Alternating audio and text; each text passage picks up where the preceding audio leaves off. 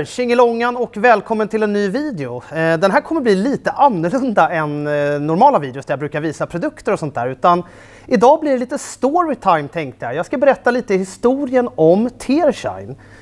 Ja, det är ju många av er som har följt med mig sedan dag ett och vet att jag har stått och harvat i morsan och farsans garage och fyllt flaskor och alla sådana där grejer.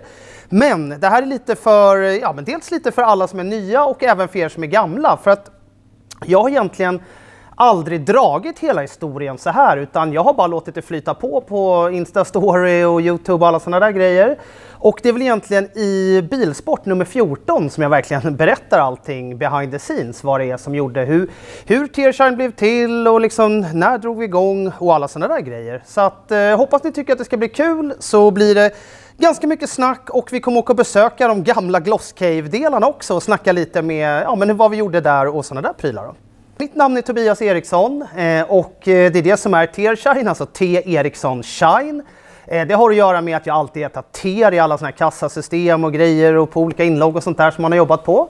Men det är som så att min bakgrund är inom smörjmedel. Jag jobbade som produktteknisk ingenjör på ett stort oljebolag på deras teknik- och utvecklingsavdelning.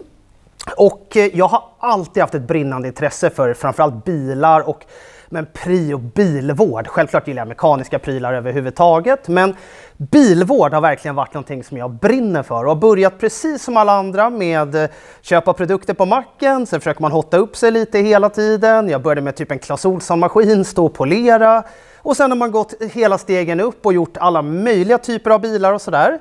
Men liksom Tearshine och egentligen tanken har funnits ganska länge att det skulle vara skitkul att kunna någon gång göra någonting eget och sådär. Men jag var på en utbildning 2015 i England hos Lubrizol som är en av världens största additivtillverkare, alltså tillsatserna i smörjmedel och där all magi egentligen händer. Och jag var på en väldigt så här, anrik utbildning som är en vecka, deras en väldigt djuplodande kurs i allt som innefattar additiven då till smörjmedel. Och då är det ju personer från hela Europa som är med. Och i min grupp så var det faktiskt en herre som kom från bilvårdsindustrin eller bilkemin då sedan tidigare, men hade gått över till smörjmedel. Och det slutade ju med att varenda rast så satt vi bara och pratade olika bilvårdsprodukter. Vad skulle man kunna göra? Vad kan man förnya? Alltså allt runt omkring. Och där såddes ju egentligen ett frö då till Tearshine. För att när jag åkte därifrån efter en vecka, då skulle vi höras vidare och han lovade att jag ska göra ett schysst schampo åt dig, skulle få testa. Och sen så liksom egentligen rullade det bara på efter det. Och som sagt, det är 2015. Inte förrän i maj 2017 så kom det egentligen någon produkt som folk kunde köpa. Men vi höll ju på där under hela 2015 och hela 2016 med att skicka olika varuprover till varandra. Men kan vi testa att göra så här? Kan vi liksom få en mer lik den här produkten och vice versa och sådär. Och sen så gjorde vi lite, alltså då var det primärt bara schampot, Purify, det vanliga schampot. Och jag började dela ut det till lite kompisar som sen var på mig som satan att fan, där måste du börja sälja, det är så jävla schyssta grejer liksom.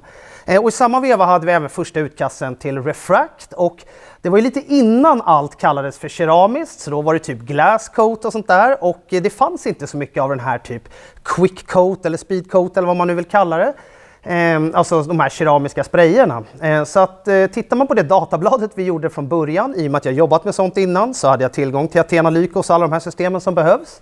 Så vi gjorde redan ett datablad faktiskt år 2015 på slutet 2015.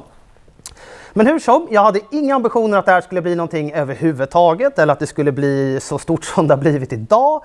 Utan mer som en rolig grej. Vi höll på att flumma lite fram och tillbaka, skicka lite roliga prover. Jag drog med lite produkter jag gillade och så liksom, höll vi bara på som lite två roliga entusiaster. Lite som typ när man gjorde en tvål i plugget på kemin liksom. Ganska enkelt så då. Men, och sen så då slutet 2016, då hade jag liksom delat ut det till ganska mycket kompisar. Det började gå lite ringar på vattnet. Och då började jag känna så här, fasen det här är schyssta grejer. Det här måste vi nästan göra någonting av. Och då hade jag en liten Instagram-sida med ett par 100 följare. Där jag egentligen bara la upp bilder när jag polerade bilar. Det var inget mer spännande än så, för att alla mina polare var så jävla trötta på mig när jag bara skickade bilder på massa blanka bilar hela tiden. Så jag la ut en liten stänkare i maj 2017 att vi kommer att släppa då var det schampot och refracten som var första produkten ut. Alltså Purify och refracten, första utkastet på produkterna ska ju tilläggas också. För att, om man jämför Refract V2 med Refract typ 0.1 så är det är två helt olika världar. Nästan märkligt att jag inte fick fler klagomål på första Refracten, för den var helt bedrövlig att lägga. Men hur som, så i alla fall, så vi gjorde ordning en liten batch. Så då var det faktiskt han som hjälpte mig att stå typ lite och fulblanda på sitt jobb. Kanske inte helt legit nu i efterhand, men vi hade alla datablad och det var inga shady grejer i dem så. Så vi gjorde i alla fall 100 flaskor, alltså 50 kilo var det minsta vi kunde tillverka då, i deras lilla maskin. Då gjorde vi 100 flaskor Refract och 100 flaskor Purify, och när man fick hem det så bara... vad har jag gjort? Det där är ju hur mycket produkter som helst. Men jag la i alla fall ut det på min Instagram, och är det någon som vill handla så har jag lite sådär. Och då hade jag inte ens något företag. Jag jobbade ju fortfarande på oljebolaget. Hade som sagt inga ambitioner att det här skulle bli någonting. Men när jag vaknade upp dagen efter så var allt slutsålt. Så jag fick ju bara helt enkelt sitta i Excel, skriva kvitton, sitta och krana upp alla flaskor. Och då färgade och doftade gjorde jag själv då, utan de kom råa till mig liksom. Jag satt i morsan och farsans garage, fyllde upp de här flaskorna, printade ut via då Dixa i Solna, de är ju stora, men som var hyven så hjälpa mig att göra lite etiketter och sådär. Och då insåg jag väl med satan, vi sålde ju 100 flaskor på ett dygn. Vi kanske ska vi gör 200 flaskor då, så får vi se om det är någon som vill ha det igen. Och när då 400 flaskor kommer hem så blev jag nästan ännu mer sådär, fy fasen, det här kommer ju ta 100 år att bli av med. Men det tog bara typ en vecka. Och sen så egentligen så har det bara snurrat på efter det. Där blev vi tvungna också att, men vad fasen, nu börjar folk fråga, men kan ni inte göra en fällrengöring och vice versa då? Så att då började vi liksom att trycka ut lite mer produkter och göra lite Reliven, även första Apexen, APCen kom 2017 också. Så att det slutade ju liksom med att jag satt ju alltså varenda natt hemma i morsan och farsans garage, och vi ska faktiskt åka dit nu också så ni får se vart jag satt någonstans. Och färgade, fyllde, slabbade, geggade, gjorde ordning allting. Sen på morgonen åkte jag till posten, skickade iväg alla paket, sen åkte jag jobba på mitt vanliga jobb, och sen så började det bara om igen då. Så att under hela 2017 så jag var faktiskt tvungen att säga upp mig när det började bli hösten där 2017. Ett ganska stort steg att gå från att ha en jävligt trevlig lön, alla fina villkor, allting sånt, till att egentligen bara släppa allting, köpa en rostig caddy för 10 lappar av en polare. Och egentligen mer eller mindre backa ut morsan och farsans bil, ockupera hela garaget och bygga en liten minifabrik där då. Så att där satt jag hela 2017. Och sen så flyttade jag vidare till en liten lokal nere i Arninge som vi ska också åka och besöka. Och sen mellanlandade vi lite i vårt garage där jag hade min Lotus ett tag. Och sen så primärt så hamnade vi här i Glosscave 3.0. Så att egentligen så är det så här att allt började 2015, 2017 kom första produkterna, och egentligen 2018 var det väl då det verkligen började tuta loss.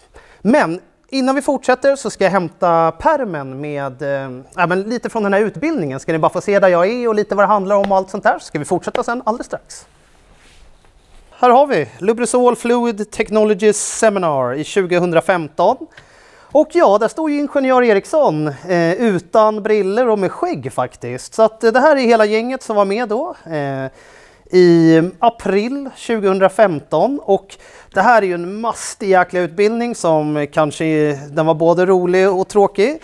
Men den innefattar ju egentligen allt som har med additiv och alla tillsatser och hur man bygger upp smörjmedel och allting sånt. Och det är ju liksom lite därifrån jag fått alla kontakter också, i och med att vi köper ju de flesta råvarorna från BASF i Tyskland, som min gamla arbetsgivare också gjorde, så att man satt och pratade med folk därifrån och sådär.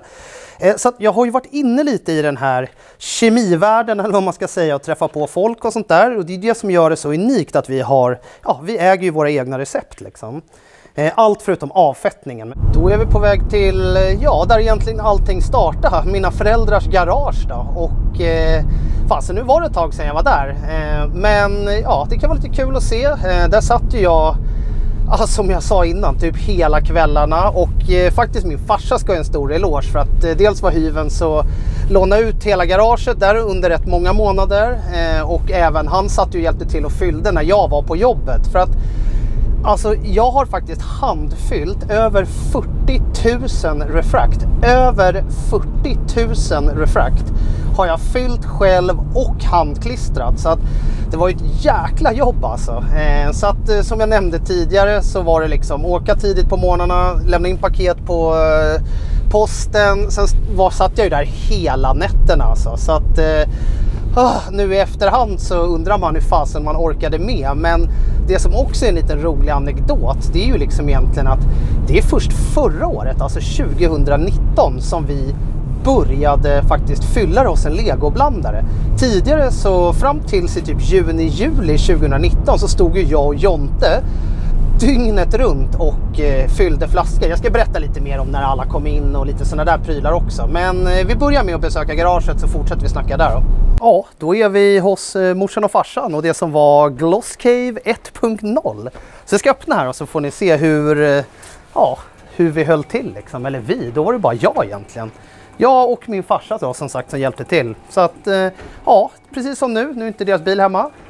Backade ut hela deras bil, ockuperade hela det här garaget, det är ju här jag har vuxit upp. Här hade vi så här gamla målarbord som vi ställde upp. Och sen så fick vi alla dunkar hit då, helt färg- och doftlösa. Så stod vi och höll på att slabba med det, skruva på alla korkar. Då hade ni som var med från början vet ju, då hade jag ju dubbla etiketter. En på framsidan och en på baksidan. Så hade jag gjort små mallar som jag satt och klistrade med det. Sen så byggde vi ut det så att sen hade vi hela vägen här. Och då ställde jag ut alla grejer i förrådet här ute på tomten. Sen var det här min lagringshylla back in the days. Och här var själva kemihörnan. För att så gör vi faktiskt fortfarande. För att det sparar man enormt mycket tid på. Det går mycket enklare och snabbare att liksom få till sakerna och sådär. Det gör att vi får... Alltså man har grundreceptet, sen så det som går att ändra eller det som man kan liksom, om man vill ha mer eller mindre och ändra och sånt där. Då får vi med i en liten liksom, med varje råvara en jättenoggrann tabell. Så står man och droppar i för att liksom sen då snabbare kunna få till custom-formulan. Från början var det att vi skickade fram och tillbaka, men alltså det tar ju 100 år när man ska hålla på och skicka det. Så att det är mycket enklare och som sagt så gör vi faktiskt idag. Framförallt då typ med Refract V2, även Apex och sådär. Så är det att liksom råvarorna kommer separat och sen så har vi liksom grundmixen som man utgår ifrån. För att det är ju lite som med allting. Vad fan gör man ett shampoo? Det är ju inte så att man så här... Man har ju vissa grunder man måste utgå från. Sen kan man ju ändra på saker och ting. Så att det där var själva kemihörnan där då. Där vi stod och slabbade och droppade och geggade och provade och allt sånt där. Så det var det mesta av det borta också. Så att här satt jag ju men typ 7-8 månader någonting alltså. Och var väl egentligen här hela tiden. Och jag hade en massa polare som var här och hjälpte mig och sådär också. För det blev ju mer och mer hela tiden. Däremot så var det väl inte svinuppskattat av Kemikalieinspektionen att vi höll till här. Inga liksom utblås, några luftgrejer, ingenting om man skulle få någon läckage och sånt där. Så att då var det ju någon snäll person som anmälde mig och så de har faktiskt varit på besök. Och gjorde en liten anmärkan att man bör kanske inte sitta hemma i ett garage och hålla på med kemikalier. Så att... Det fick vi ju lägga ner ganska snarast. Så därför så hyrde vi ju jag pratar hela tiden vi. Då var det bara jag. Det var bara jag fram tills maj 2019 när Jonte hjälpte till också. Vi kan ta lite i bilen faktiskt när vi åker ner mot Arninge där Gloss Cave version 2 fanns det i alla fall. Lite hur han kom med i bilden och hur de andra grabbarna kom med också. Men som sagt, som ni ser på bilderna och sådär så var det liksom belamrat hela vägen runt. Hela golvet låg det bara etiketter, korkar, skruvar, triggers. Och här bodde jag mer eller mindre under ett par månader och bara satt och fyllde flaskor. Så det var jävla roligt, men det här också som typ, ni kommer ihåg Summer Edition på Refracten när vi skulle skruva på allt på max. Och det var ju vi själva som satt och gjorde ordning det mesta då. Och det blev ju så jävla fail. Det slutade med att jag fick ta tillbaka 300-400 flaskor, sitta och åka runt till folk, polera av deras bilar. Så att det har blivit ganska mycket så här fel grejer på vägen, men inte jättemycket. Men så att här har ni i alla fall fått se Gloss Cave 1.0 a.k.a. mina pärons garage. Och vi sticker ner till Arninge då så ska ni få se på Gloss Cave 2.0. Så fasen, det var kul att gå tillbaka till Gloss Cave 1.0 och Men bara drömma sig tillbaka lite hur det var. Alltså jävlar vad skillnad. Det är ju liksom som jag sa då, jag hade liksom, det trista jag måste nog också säga, det är att jag har inte filmat och fotat så jäkla mycket, för att när man är inne i det så liksom bara, vad fasen, man bara matar på och tror ju inte att det ska bli någon framtid. För att när jag satt där hade jag ju mitt vanliga liksom ingenjörsjobb på oljebolaget, så att jag hade ju inga ambitioner att vi skulle vara här nu typ 3,5 år senare och ha 5 anställda och omsätta x antal miljoner liksom. Så att det ångrar jag lite att jag inte filmar mer, men alltså jag kan lova er, jag har varit i det där garaget så jävla många timmar så det är helt oseriöst. Och som sagt, det är nästan som man får passa på att tacka både farsan och sen lite polare som har varit med och hjälpt den och suttit där och klistrat på i alla tider. Och lite som ni ser på bilderna, det är ju inte sådär, det ser inte super crisp ut allting, men jävla roligt faktiskt. Och ja, det är ju liksom lite kul att det började i garaget och nu har vi ett jäkla stort garage själva. Men nu är vi i alla fall på väg ner till det som blev då Gloss Cave 2.0. Och det är en gammal polare till mig, Björne, som han hyrde undervåningen på det här stället som vi är på ovansidan, eller inte som vi är på nu men som vi ska till. På ovansidan var det någon sån här 3D-printer, någonting och startup-grej. Så jag hyrde typ 1,5 rum här nere för 1000 kronor i månaden.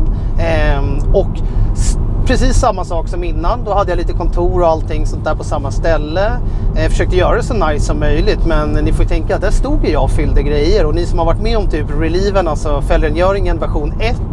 Den luktade ju inte hallon direkt alltså. Och det blev faktiskt ett jävla liv när jag stod där och fyllde när alla andra satt och jobbade där. Så att jag fick försöka fylla på nätter, kvällar och sånt där för att inte störa de andra.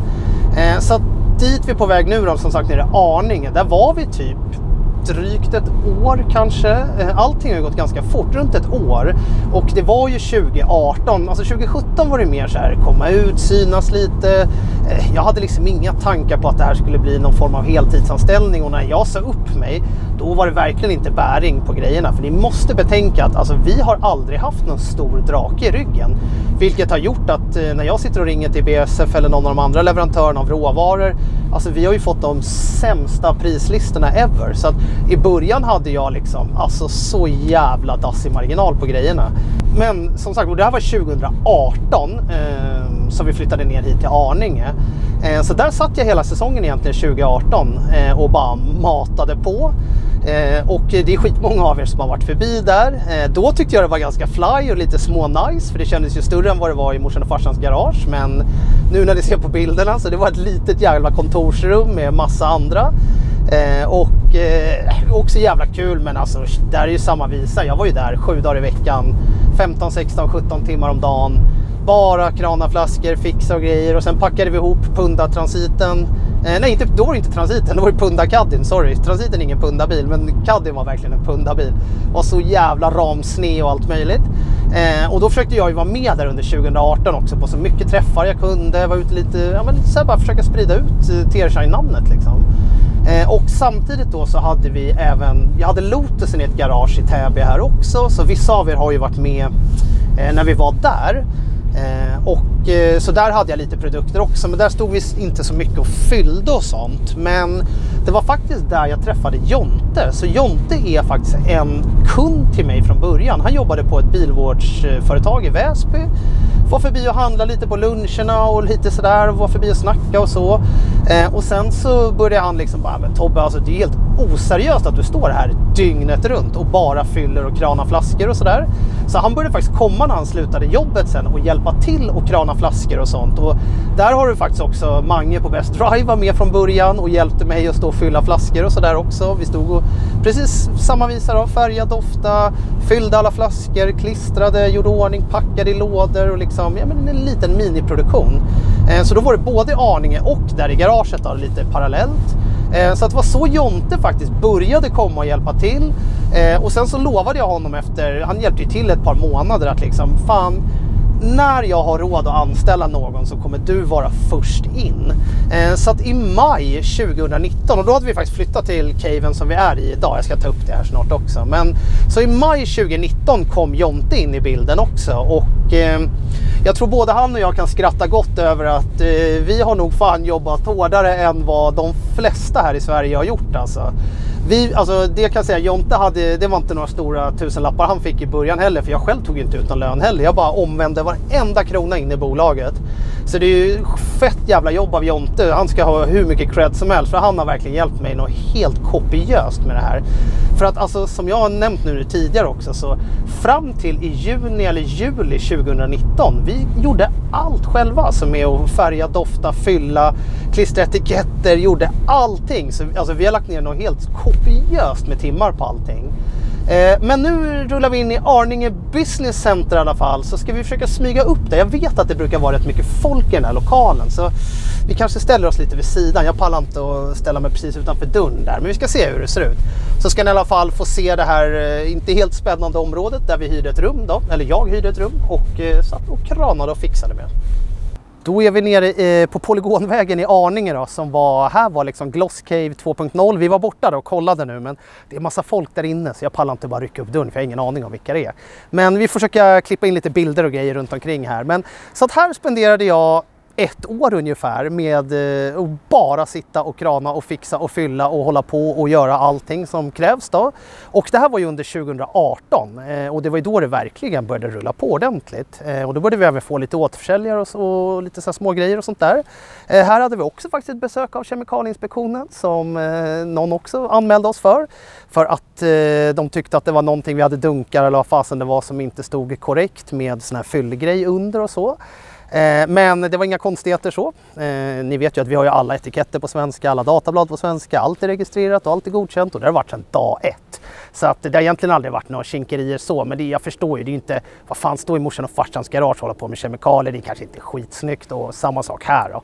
Men ja, i alla fall, Gloss Cave 2.0 befann sig här nere, så att nu drar vi tillbaka till våran Gloss Cave som det är idag, så ska vi snacka lite avslut och sådär, och ja, vad fan, nu drar vi. Ja, det var kul. Här är faktiskt inte heller. Vi brukar vara ner och käka lunch här i Arninge, men jag har inte varit uppe och kikat in sen vi drog därifrån faktiskt. Det var lite kul att se.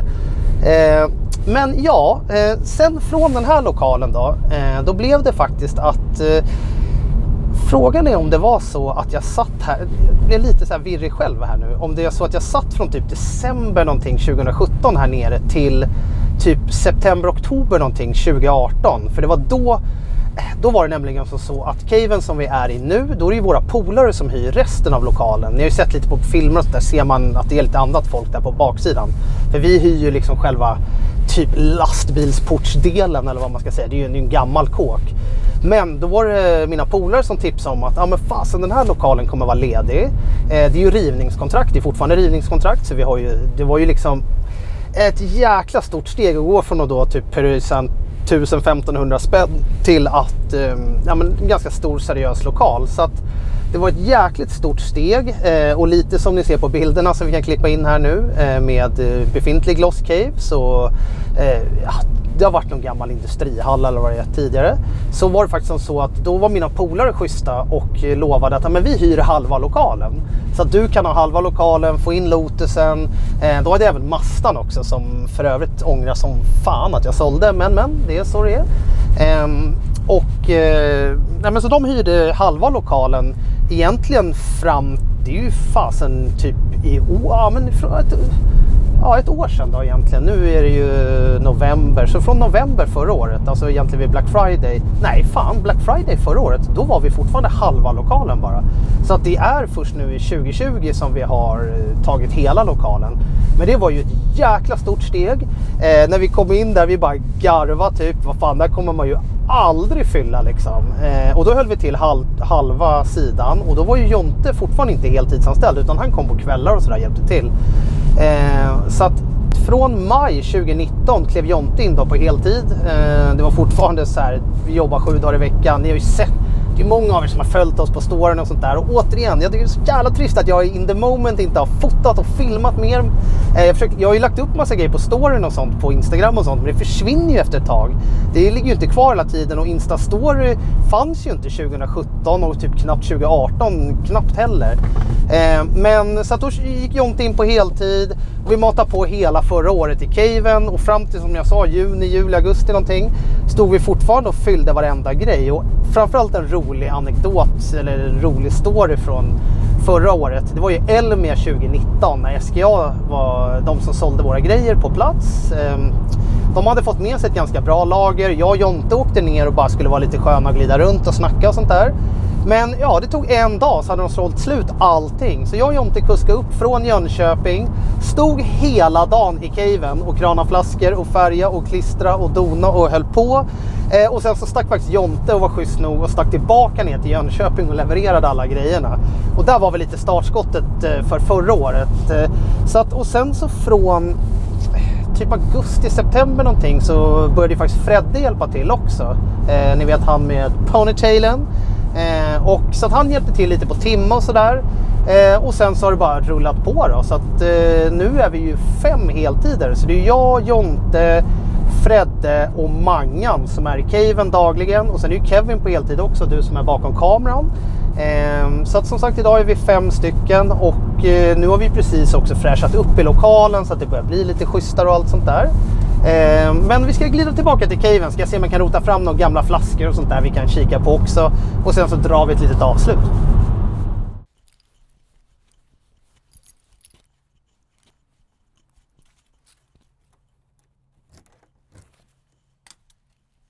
Nu är vi tillbaka i Gloss Cave 3.0 då, där vi huserar idag. Och ja, lite som ni ser på bilderna så har det ju inte riktigt sett ut så här hela tiden. Det är ju bara nu senaste månaderna som vi verkligen har hunnit och liksom kunnat börja fräscha till det. För att nu börjar vi ändå bli så pass många och sånt där så att nu måste vi ha det lite seriösare. Men jag hittade lite gamla men flaskor och grejer som vi har här. Här har en version på Apex vi hade förut, men här ser ni just det här med att vi satt och klistrade en fram och en baksida. Sen det här tyckte inte Kemikalieinspektionen var så nice heller, att vi hade varningssymbolerna stående, så de var tvungna och sådär. Så att det är lite, det här blev ju ohållbart att ha etiketterna så här, för nu är det en maskin som rullar på dem också.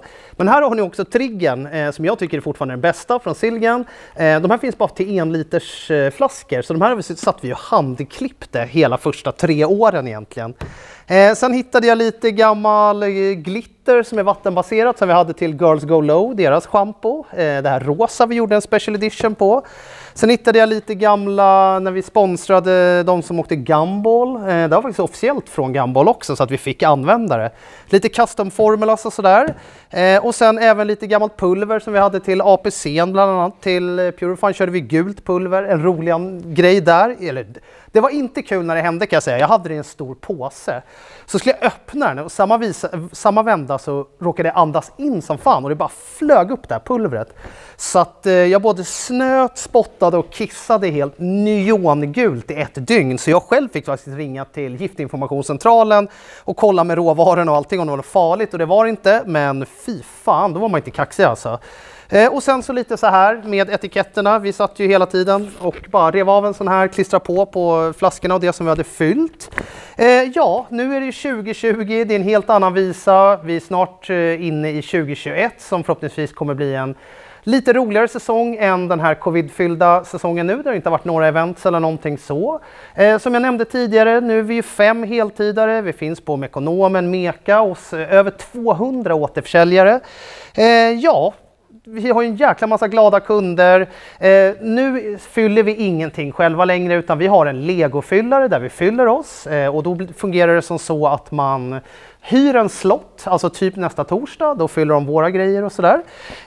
Så att vi har fortfarande ingen stor drake i ryggen, vi har ingen liksom finansiär eller något sånt där, utan det är jävligt hårt arbete och många sena timmar och en jäkla passion för bilvård överhuvudtaget. Och det är också lite varför vi heller inte har 500 produkter, för jag har inte möjlighet att ta fram det. Jag kan heller inte spruta ut mig 1 miljard olika grejer och jag kommer inte göra om samma misstag som med Apex Plus som ni kommer ihåg när jag gjorde en version 0.5 och släppte på Barkarbyträffen som vi sen fick byta allihopa och så stressade vi till det färdiga resultatet som bara skar sig totalt och bara blev pannkaka. Och lite med den här Refract Summer Edition som inte heller blev så jävla lyckat. Så att det har varit många så här små grejer på vägen. Självklart så håller vi på med massa nya roliga balla produkter. Det som blir närmast ut är ju Magnify Coatingen som jag har lagt ner enormt mycket tid på. Inga högfluorerande ämnen, inga shady lösningsmedel och såna här prylar. Och återigen, vi köper alla våra råvaror inom EU, vi tillverkar alla produkterna inom EU. Och vi försöker att hålla så hög standard vi kan på produkterna, en bra koncentration, men framför allt så använder vi inte några halvflummiga grejer. Vi vet ju också, i och med att vi äger recepturen, så vet vi ju exakt vad våra produkter innehåller och sådär. Ja, vilken jäkla resa vi har gjort. Det här trodde man ju inte för typ 3,5-4 år sedan när man satt där i morsan och farsans garage och fyllde typ 50 flaskor och tyckte att det var helt galet. Nu är det ju en helt annan visa och jag måste bara stort jäkla tack från botten av mitt hjärta till alla som har supportat oss och som stöttar och peppar trots att vi har haft lite motgångar med lite weirda blandningar och lite konstiga grejer som har hänt på vägen och sånt där. Men ni ska veta i alla fall att vi brinner verkligen för det vi gör, hela gänget som är här. Och vi jobbar självklart på nya produkter och sånt där. Men i och med att vi då inte har någon stor aktör i ryggen så kan vi inte heller bara spruta ut massa nya produkter. Och jag vill verkligen att det vi släpper ska jag verkligen kunna stå bakom. Vi lyssnar ju också självklart på era inputs och sånt där och försöker tweaka recepten allt efterhand för att det ska bli ännu lättare att använda dem och sånt där. Ja, men nu har ni fått vara med lite på resan om Tearshine och den här resan kommer ju absolut inte sluta här utan nu blir ju nästa mål 2021 där vi kommer då med både nya Magnify som släpps nu på Black Friday. Vi kommer ju med den här Purify S Plus, alltså ett shampoo med avrinning i. Självklart jobbar vi på polermedel, men där är det, alltså jag nämnde det i bilsport också, så här, i ärlighetens namn så finns det 150 olika bra märken på marknaden.